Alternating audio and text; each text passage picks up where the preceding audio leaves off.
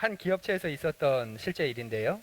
이 기업체에서 스리랑카에 이제 공장을 만들고 그 이제 최종 허가만 받으면 되는 그런 상황이었어요. 그런데 이제 그걸 그 주관하는 마지막 최고 고위 이제 공무원이 마지막 허가를 안 해주는 거예요. 다 됐는데 이제까지 다 얘기가 돼서 지금까지 됐고 이제 공장을 가동해라. 스리랑카 현지인들을 고용했으니까 이제 시작해라. 이렇게 마지막 확인 그 인가만 해주면 되는데 그걸 이제 해주지 않는 겁니다. 이런저런 그 이유를 대면서 시간을 끄는 거죠. 왜 그럴까? 이미 공장을 완공했는데 지금 이제 이 허가가 제때 떨어지지 않으면 시작하지 않으면 물량이 밀리게 되고 또 현지인들은 이미 채용을 한 상태이기 때문에 그 수천 명에 대한 임금이 계속 지불이 돼야 되고 이만저만 어려운 상황이 아니었습니다. 그래서 이제 고민을 했어요. 더 높은 공무원을 이제 만나가지고 이 공무원을 통해서 이분의 이제 이 일을 바로잡도록 할까? 그런데 그 일은 바로잡히는데 그 다음에 계속 이 사람과 일을 해야 되기 때문에 이게 실무 담당자이기 때문에 그렇게 하면 오히려 장기적으로 일을 하는데 역효과가 나겠다 싶어서 그렇게 손을 쓰지 않았습니다. 도대체 왜 이렇게 허가를 안 해줄까? 이건 마지막인데, 이건 형식적인 건데, 이제까지 다 끝난 건데, 이렇게 저렇게 이제 사람들을 통해서 알아봐도 특별한 이유가 없는 거예요. 그러다가 알게 됐습니다. 아, 이 공무원이 뇌물을 원하는 거구나. 이제 스리랑카라는 걸 그제서야 알게 된 거죠. 이 공무원이 이제까지 내가 이걸 선심 써줬고 주도해줬고 내가 확인해 주는 거니까 감사 표시를 좀 해라 하고 이제 뇌물을 요구한 겁니다. 그런데 이제 이 기업은 기독교 기업이었습니다. 아주 유명한 기독교 기업. 그러니 우리는 뇌물을 주지 않는다. 한국 사회에서도 그렇고 동남아나 뭐 해외에서도 그렇고 우리가 그 일을 처리하기 위해서 정당한 방법으로 일을 추진하지 뇌물은 우리는 쓰지 않겠다. 뇌물은 절대 쓰지 않는다. 이게 이 회사의 이제 존립 이유이기도 하고 목적이기도 했습니다. 이제 정해진 기한 내에 서류가 통과되지 않으면 어마어마한 손해를 입게 되는데 어떻게 됐을까요? 하나님이 이 공무원에게 벼락을 내리신다든지 아니면 이 현지인들을 통해서 좀 데모를 하게 한다든지 그렇게 했으면 참 좋겠는데 그렇게 하지 않으셨습니다. 말 그대로 이제 정말 큰 손해를 입게 되는 그런 상황에 처해진 거예요. 그런 중에 현지 임원이 한 가지 방법을 제안했습니다. 그 공무원을 불러서 교육을 맡기자는 거죠. 직원 교육이 빈번하니까 그 공무원을 불러서 현지인들을 대상으로 교육을 하게 하고 또 우리들을 이 한국인 임원들을 위해서 현지 문화 교육, 뭐 현지 그 문화 교육을 이제 가르쳐 주도록 하고 거기에 그 교육 사례를 하자 이렇게 이제 수를 냈습니다. 물론 비용은 이제 그 사람이 만족할 만한 굉장히 큰 금액이죠. 그렇게 해서 이 사건이 이제 무마되고 정상적으로 인가가 나고 그래서 이제 공장이 가동되는 그런 아주 위험했던 순간 속에서 이제 일이 처리됐던 적이 있습니다. 씨앗 선생님들은 이 사건을 어떻게 판단하시겠습니까? 지혜로운 선택이었다고 보시겠습니까? 아니면 뭐 뇌물을 준 거나 마찬가지 아닌가 뭐 그런 판단을 내리시겠습니까? 행정적으로는 절차적으로는 뇌물은 아니었습니다. 교육비였고 그 절차대로 따랐고 그러면서 담당자의 마음을 상하지 않게 했고 또 법을 어기지도 않았지요. 그러니 지혜로운 방법이라고 혹시 보시겠습니까? 아니면 이거나 그거나 뭐가 다르냐? 도찐개찐 아니냐? 혹시 그렇게 보시겠습니까?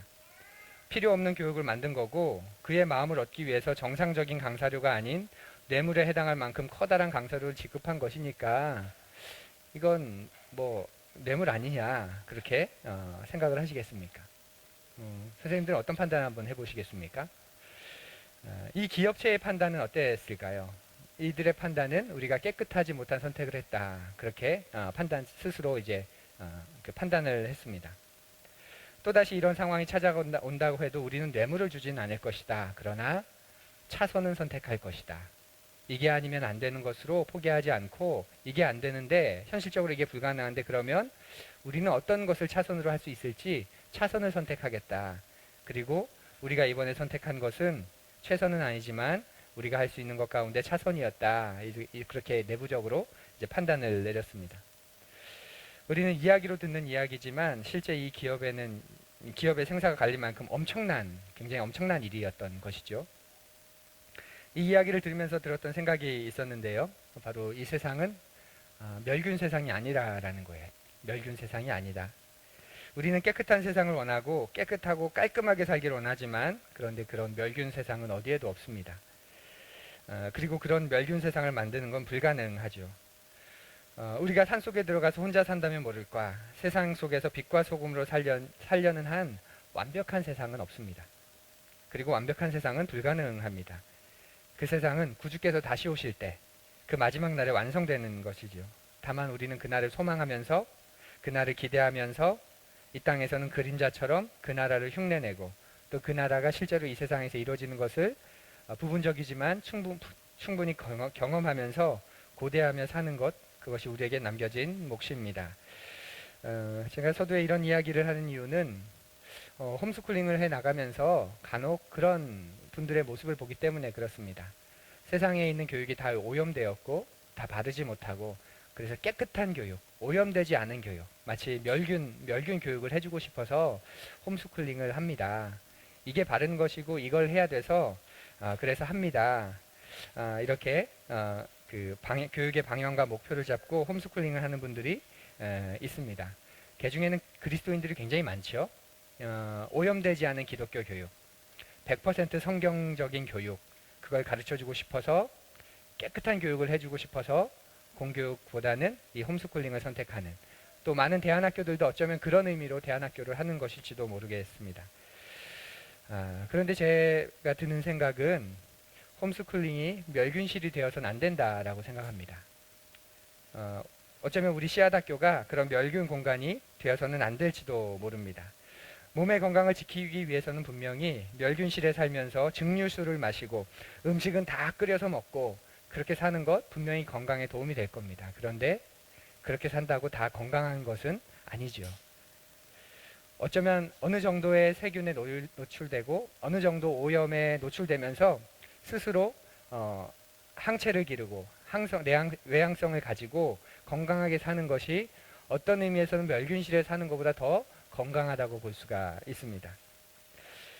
세균과 바이러스가 득실거리는 세계에 살아도 면역 체계가 살아있고 그 병균을 이겨낼 수 있어야 그게 진짜 건강한 몸이지, 모든 해로운 것들을 다 제하고 다 없애고 순수하고 깨끗한 것만 주는 것, 그것을 우리는 건강하다고 그렇게 말할 수 없습니다. 그런 의미에서 본다면 우리의 홈스쿨링을 또 씨앗학교를 멸균실이 되도록 만들지 않는 것도 우리에게 있어서 하나의 중요한 역할이 아닐까 하는 생각이 있습니다. 모든 긴장과 갈등을 없앤다고 교육이 바로 이루어지는 것은 아니지요. 오히려 그 긴장과 갈등을 처리할 수 있도록 도와주는 것, 그리고 처리할 수 있도록 우리가 단단해져 가는 것, 그것이 더 바른 교육이 아닐까요? 고등학교까지 보호받고 시험 하나만 신경 쓰면서 달려온 아이들이 대학에 들어가는 순간 성인이라는 타이틀을 손에 쥐는 그 순간 얼마나 망가지는지 우리가 종종 자주 보기도 합니다. 세상에서 가장 깨끗한 교육, 세상에서 가장 오염되지 않은 교육, 그 어디에도 없습니다. 100% 성경적인 것, 그렇게 많이 외치는데 100% 성경적인 것은 없습니다. 100% 기독교적인 것, 그런 것도 없습니다. 다 그 시대와 문화 안에서 성경의 원리가 여러 색과 여러 향으로 발현되는 것이지요. 그리고 그것을 성경적인 그것을 그 문화로 그 방법으로 구현한 것이지, 어떤 특정한 모습이나 특정한 방법이 100% 성경적인 것이다, 100% 기독교적인 것이다, 우리는 그렇게 말할 수 없습니다. 성경적인 원리를 가지고 구주 예수 그리스도를 구주로 고백하면서 그분과 신실하게 교제를 맺는 한 사람 한 사람이 함께 머리를 맞대고 마음을 맞대고 그 성경의 원리에 근거해서 선택하는 그 방법들이 다 성경적이고 기독교적인 것이라고 할 수 있지, 다 제하고 어떤 특별한, 어떤 특정한 한 가지만을 우리는 성경적인 것이다, 기독교적인 것이다, 그렇게 말할 수 없습니다. 오늘 본문을 보면, 제가 성경을 안 읽었죠? 마태복음 10장 16절인데요. 보라, 내가 너희를 보냄이 양을 이리 가운데로 보냄과 같도다. 그러므로 너희는 뱀같이 지혜롭고 비둘기같이 순결하라. 제자를 세상 가운데 보내고 전도를 보내시면서 하시는 말씀입니다. 예수님께서 너희는 뱀같이 지혜롭고 비둘기같이 순결해라. 왜냐하면 너희들이 가는 곳은 멸균실이 아니라 세상이기 때문이라는 겁니다. 이리가 득실거리는 그 세상 속에 너희는 양과 같은 존재로 나아가는데, 그렇기 때문에 너희들은 뱀같이 지혜롭고 비둘기같이 순결해야 한다. 이렇게 말씀해 주시는 거죠. 그러니까 예수님의 삶을 살아라는 다른 말을 이렇게 이제 표현하시는 것인데, 우리는 비둘기같이 순결하라라는 이 말을 너무 나이브하게, 너무 좀 그 순진하게 그렇게 받아들일 때가 참 많습니다. 비둘기같이 순결하라는 건 순진하라는 말이 아니죠. 순진하라는 말이 아니라 뱀같이 지혜로우라는 말과 함께 가야 되는 것이라는 걸 기억해야 합니다. 뱀같이 지혜로우라는 건 버리고 비둘기같이 순전하라는 것만 취하게 되면 예수님의 말씀과 맞지 않게 되는 거죠. 뱀같이 지혜롭거나 비둘기같이 순결하거나 둘 중에 하나를 취해라 라는 말씀이 아니라 비둘기같이 순결하되 뱀같이 지혜로워야 돼, 이렇게 두 가지를 같이 취하면서 살아가라고 우리에게 말씀하시는 겁니다. 우리가 하는 홈스쿨링이 우리 아이들이 이 세상 속에서 살아가는, 이 세상의 주체로, 이 세상 가운데 두 발을 디디고 살아가는 그런 주체인으로 살아갈 때 비둘기같이 순결할 수 있도록, 또 뱀같이 지혜로울 수 있도록 우리가 돕고 함께 나아가는 그런 우리 교육이 되고 또 우리 공동체가 되었으면 참 좋겠습니다.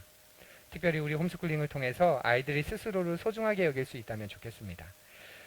자신들이 얼마나 소중한지, 얼마나 가치 있는지, 세상이 세운 가치로 스스로를 대하지 않고 또 불쑥불쑥 찾아오는 그 피해의식, 또 패배의식, 그리고 비교의식 속에서 훌훌 털어버릴 줄 알고 내가 얼마나 가능성 있는 존재인지, 내 안에 어떤 가치와 어떤 목적이 들어있는지 그걸 알고 누리고 살게 하는 것, 그런 삶을 살도록 우리가 함께 경주하고 또 함께 노력하는 우리 홈스쿨링이 되기를 간절히 고대합니다.